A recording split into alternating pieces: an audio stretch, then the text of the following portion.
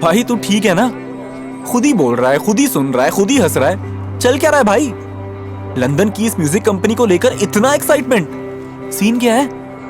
उमर की इस बात का अनहद ने कोई जवाब नहीं दिया।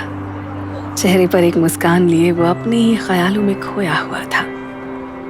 उमर लंदन पहुंचकर बहुत ज्यादा एक्साइटेड था, पर अनहद को लग रहा था कि उस दिन के इतने हंगामे के बाद कैसे जाएगा वो हीर के सामने। पता नहीं वो मुझसे मिलेगी भी या नहीं। अब तो उसे याद भी नहीं होगा वो सब कुछ। क्या बोले जा रहा है? नहीं, कुछ नहीं। मैं सोच रहा था उमर कि वापस चलते हैं। देखना कितनी ठंड है, और पता नहीं यहाँ सब कुछ ठीक भी होगा या नहीं। कहता हुआ अनहद वापस एयरपोर्ट के अंदर जाने लगा। अनहद की बात सुनकर भौंचक्का सा उमर अपनी जगह खड़ा हो गया। कुछ देर तक तो वो अनहद को घूरता रहा, फिर चिल्लाया, ओए, दिमाग खराब है? अगर इतना प्रेशर हैंडल नहीं हो रहा था तो पहले बोलना था ना।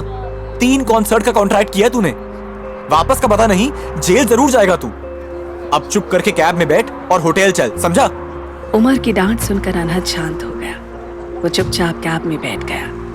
कैब की खिड़की से वो शहर को देख रहा था कि अचानक ही उसे कुछ बहुत अजीब सा फील हुआ।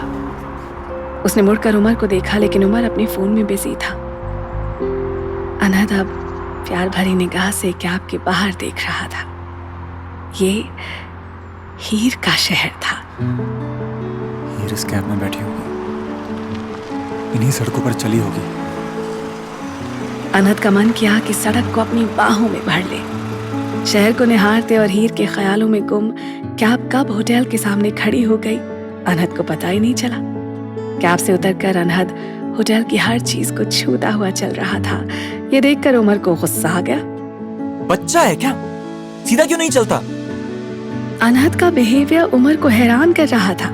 अनहद कभी बच्चों की तरह उछल रहा था तो कभी इतना शांत हो जाता कि उमर को डर लगने लगता। ये रात अनहद ने बेचैनी में काटी तो अनहद को देख देख कर उमर ने हैरानी में। सुबह जब उमर की आंख खुली तो उसने देखा कि अनहद पूरी तरह से तैयार था और कुछ रिहर्स कर रहा था। अनहद को देखकर उमर को लगा जैसे वो किसी से मिलने के लिए रिहर्सल कर रहा है। अनहद शीशे के सामने खड़ा था और ऐसे प्रिटेंड कर रहा था जैसे वो किसी से हाथ मिला रहा हो और धीमे धीमे कुछ बोल रहा हो। लेटे लेटे उमर थोड़ी देर तक तो अनहद की ये नौटंकी देखता रहा। फिर जब उसे सहा नहीं गया तो वो जोर से हंस पड़ा। उमर की हंसी सुनकर अनहद पलटा। बड़ी हंसी आ रही है। तू तो तैयार है एकदम। जिसके लिए लेट पहुंचना कूल था वो आज 2 घंटे पहले ही तैयार है। कमाल है। तू भी उठ और तैयार हो। हम इंडियंस की इज्जत का सवाल है, लेट नहीं हो सकते। इतना कहकर अनहद ने गिटार उठा लिया और एक धुन बजाने लगा। बेड पर बैठा उमर अनहद को ही देख रहा था। बेसुरा बजा रहा है और तेरे हाथ क्यों कांप रहे हैं?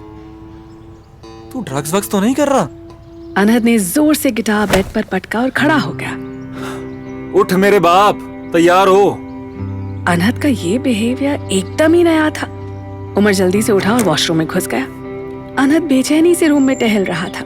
कभी वो इधर बैठता तो कभी उधर, कभी गिटार उठाकर बजाने की कोशिश करता तो कभी डायरी उठाकर कुछ लिखने लग जाता तो कभी बड़बड़ाने लगता। हो सकता है ऑफिस में हीर भी हो, या फिर मुझे अवॉइड करने के लिए आज ऑफिस आई ना हो। 2 साल बीत गए, एक बार भी कांटेक्ट करने की कोशिश नहीं की उसने, लेकिन मेरे गाने तो सुनती है। उमर वॉशरूम से बाहर निकला तो वो अनहद के पीछे खड़ा उसकी बड़बड़ाहट सुन रहा था। उसने अनहद से कुछ कहने के लिए मुंह खोला ही था कि अनहद घूमा। चुप, एकदम चुप। बहुत शोर कर रहा तू। मैं शोर कर रहा हूं? भाई मैंने तो कुछ कहा ही नहीं। सोच तो रहे ना, शोर होता है। मैं कंसंट्रेट नहीं कर पा रहा। इधर अनहद बेचैन था तो उधर हीर भी शांत नहीं बैठ पा रही थी। उसे खबर मिल चुकी थी कि अनहद लंदन पहुंच चुका है और 10 बजे वो अनूप से मिलने उसके ऑफिस जाएगा। उसका बहुत मन कर रहा था कि वो भी ऑफिस चली जाए, लेकिन उसने खुद को रोक लिया। 2 साल हो गए और उसने कभी कोई कांटेक्ट करने की कोशिश नहीं की। यहाँ लंदन आकर भी उसने हेलो तक का मैसेज नहीं किया। पता नहीं वो मुझसे मिलना भी चाहता है या नहीं। अगर उसने अनूप के सामने मुझे इग्नोर कर दिया तो बहुत बेइज्जती हो जानी है। नहीं नहीं, मैं घर में ही रहूंगी। सोचते हुए हीर फोन हाथ में लेकर बैठ गई। इनकेस अगर अनहद का फोन आ जाए तो वो मिस नहीं करना चाहती थी। हीर इंतजार में थी और उधर अनहद और उमर स्प्रिंग ऑफ रिदम के ऑफिस पहुंच गए थे। उन्हें 1 सेकंड का भी वेट नहीं करना पड़ा। उनके पहुंचते ही रिसेप्शनिस्ट सीधे उन्हें अनूप के ऑफिस में ले गई। अनूप ने देखते ही अनहद को पहचान लिया। हालांकि अनहद उसे अपनी फोटो से कुछ अलग लगा। अनूप आगे बढ़ा और उसने अनहद से हाथ मिलाने के लिए अपना हाथ आगे बढ़ाया। अनहद ने हिचकते हुए अनूप से हाथ मिलाया। हेलो, मैं अनहद और ये मेरा दोस्त उमर। ये मेरा मैनेजर भी है। कहते हुए वो उमर की तरफ मुड़ा। उमर, इनसे मिलो। ये स्प्रिंग ऑफ रिदम के सीईओ अनूप हैं। उमर ने आगे बढ़कर अनूप से हाथ मिलाया और चेयर पर बैठ गया। अब तक उसे अनहद के अजीब बिहेवियर की आदत हो चली थी।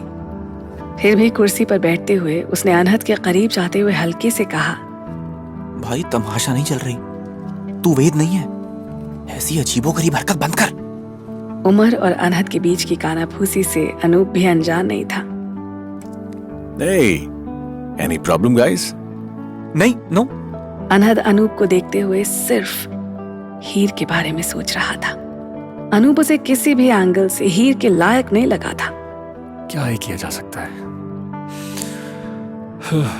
बुदबुदाते हुए अनहद ने एक गहरी सांस छोड़ी और एक चेयर पर बैठ गया। रूम में खामोशी थी। तीनों ही एक दूसरे को देख रहे थे। फिर आखिरकार अनूप ने बात शुरू की। अनाद, मैंने आपकी म्यूजिक वीडियोस देखी हैं। अच्छा खासा गा लेते हो यार, और स्टेज प्रेजेंस भी काफी अच्छी है। देखो, वैसे तो हम हमेशा फेमस सेलेब्स के साथ ही नया कॉन्ट्रैक्ट करते हैं, लेकिन इस बार हमने एक नए चेहरे को चांस देने के बारे में सोचा है। और मुझे उम्मीद है कि इंडिया की तरह अब यहाँ भी अच्छा परफॉर्म करेंगे, है ना? I'll do my best. Anoop के सामने अनहद को इतना चुप बैठा देखकर उमर को बेहद हैरानी हो रही थी। Oh good, great. तो आप लोग जॉर्जिया के साथ चले जाइए। क्या कैसे करना है वो आपको समझा देगी। कहने के साथ ही अनूप ने इंटरकॉम पर जॉर्जिया को अंदर आने के लिए कहा। जॉर्जिया, ये अनहद है। इन्हीं के साथ हमने एक कॉन्ट्रैक्ट किया है, तो इन्हें प्रोसीजर समझा दो, टीम से मिलवा दो। आज से इनकी सारी रिस्पॉन्सिबिलिटीज तुम्हारी हैं। कोई गड़बड़ ना हो, राइट? अनहद, आपको कोई भी प्रॉब्लम हो या कोई भी जरूरत हो ना, तो आप डायरेक्ट मुझे कॉल कर लीजिएगा, ठीक है? अनूप की बात सुनकर जॉर्जिया ने मुस्कुराकर अनहद की तरफ देखा। Hello sir, hi, this way please. Georgia ने पहले अनहद और फिर उमर को ग्रीट करते हुए बाहर चलने के लिए इशारा किया। जॉर्जिया की बात सुनकर उमर अपनी चेयर से खड़ा हो गया, लेकिन अनहद अभी भी बैठा रहा। उमर ने अनहद को उठने का इशारा किया, लेकिन अनहद नहीं उठा। अनूप उसकी हालत समझ रहा था, लेकिन वो अनहद के बोलने का इंतजार कर रहा था। जॉर्जिया और उमर दरवाजे के पास खड़े अनहद के उठने का इंतजार कर रहे थे। तीनों की निगाहें अनहद पर थीं। लंदन की ठंड में भी अनहद के माथे पर पसीने की बूंदें चमक रही थीं। अनूप को अनहद की हालत पर तरस आ रहा था। आखिरकार अनहद ने हिम्मत की और बोला, हीर कैसी है? हीर का नाम सुनते ही उमर को झटका लगा। उसने हैरानी से अनहद की तरफ देखा। अनूप ने अनहद का सवाल सुना तो मुस्कुरा दिया। हाँ ठीक है, आपको बहुत याद करती है। भाई, मैंने कहा था उससे कि ऑफिस आ जाए तो आपसे मिल लेगी, लेकिन कोई बात नहीं, मिलना तो होता ही रहेगा। ये बोलकर अनहद उठा। उसने अनूप से हाथ मिलाया और रूम से बाहर निकल गया।